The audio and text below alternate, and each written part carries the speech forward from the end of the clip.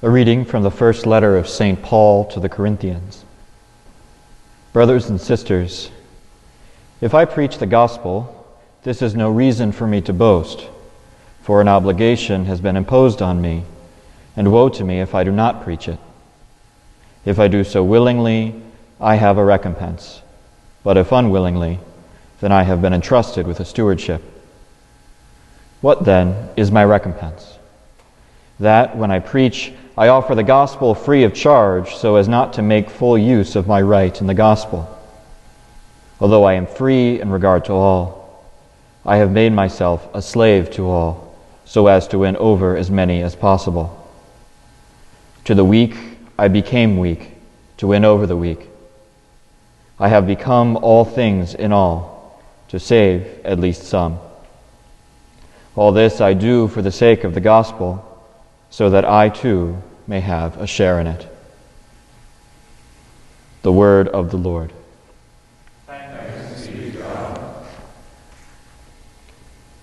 There was a powerful man from Benjamin named Kish. He had a son named Saul, who was a handsome young man. There was no other Israelite more handsome than Saul. He stood head and shoulders above the people. This is how the Bible introduces Saul. Not Saul of Tarsus, mind you, but Saul, the first king of Israel. We know how Saul's story goes.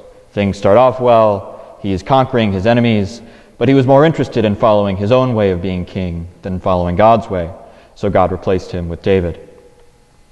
It's fitting then that when we encounter the esteemed Pharisee and Roman citizen from Tarsus, he too is known as Saul.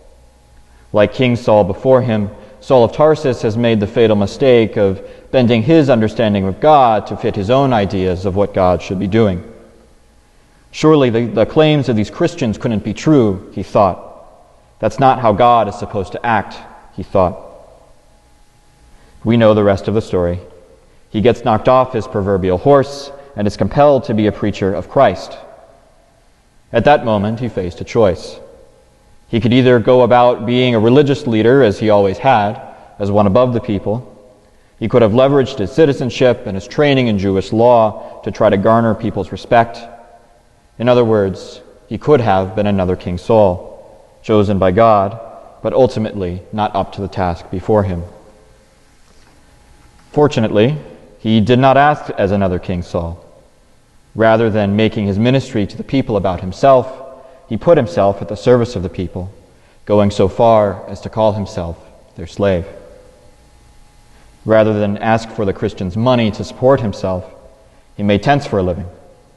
Most appropriately, as he ventures elsewhere in the empire, he goes not by Saul, but by his Roman name, Paul, Paulus meaning little in Latin. For us Dominicans, this story should sound very familiar. St. Dominic founded the order of preachers because the religious preachers of his day had failed to undertake the humble lifestyle necessary to make their witness heard by the adherents of the heretical cult of Mani. Dominic opted for mendicancy rather than self-sufficiency, as Paul did, and for good reason. Our studies would take a lot longer if we had to make tents or deliver Amazon packages. But by his abandonment of the dignity and stability of the cathedral canon, he made himself the slave to the people he served, which is to say that Dominic molded his life not according to his own preferences, but to the needs of the mission before him. What Paul and Dominic realized was that preaching from above is sterile. It's a lesson we've had to learn as a church time and time again, as an order time and time again. Make no mistake, the temptations opposed by Paul and Dominic are still with us today. Our vows afford us a great deal of privileges. We wear a habit in public. We are called brother or father. We have access to ample education and institutional connections. In the life we live, we can easily choose the life of Saul. If our poverty makes us stingy, or our chastity makes us cold, or our obedience makes us passive or complacent, we've missed the point. There are many ways we can talk about our vows, but we shouldn't overlook the obvious. We become poor in part so that we can be credible in our preaching to the poor. We are celibate in part so that we can be credible in our preaching to the lonely. We are obedient in part so that we can be credible in our preaching to the powerless. And for that matter, we're educated in part so that we can be credible in our preaching to the educated. In other words, like St. Paul, we become all things to all people, that we might save some. Admittedly, this is probably too high an aspiration for any one of us as individuals. None of us is St. Paul. But as a collective, with our diverse talents, gifts, and personalities, I believe God does want us to be all things to all people.